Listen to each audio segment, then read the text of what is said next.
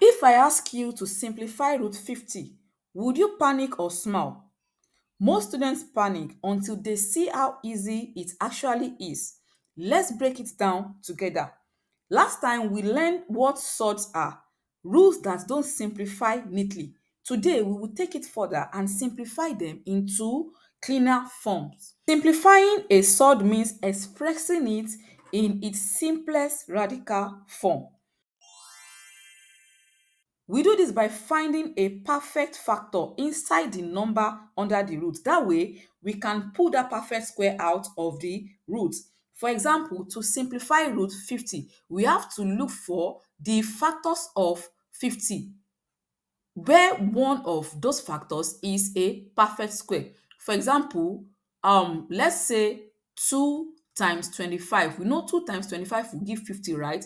And 25 is a perfect square. So root 2 times root 25 is same thing as root 2 times root 25. What is root 25? This gives 5. So this is the same thing as saying 5 times root 2, and this gives 5 root 2. So it means we have simplified root 50 to give 5 root 2, and that is just how to simplify surds. Now simplify root 72. Before I do, so what are the two factors that we can multiply together to give this?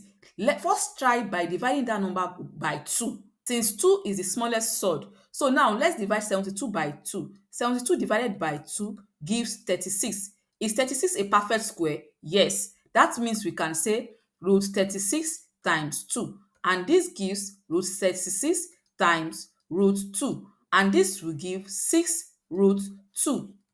That is just how to simplify surds. When simplifying surds, don't make this mistake, because many students make this mistake. You can't split a square root using addition. It only works for multiplication and division. So you don't say root 50 equals root 25 plus root 2. This is wrong.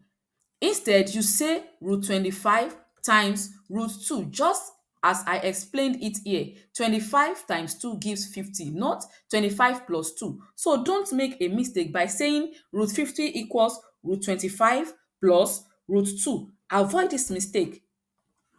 In the next video, I will explain how we can use prime factorization to simplify surds, because sometimes you might be given a big number and it will not be easy for you to bring out a perfect square as one of its factors. So in the next video, we will explain how to use prime factorization to simplify surds. So make sure you like this video, share and subscribe, and don't forget to put the notification bell on so that you will not miss the next video. And if you have any question, leave it in the comments and I will help you with the solution. See you in the next video.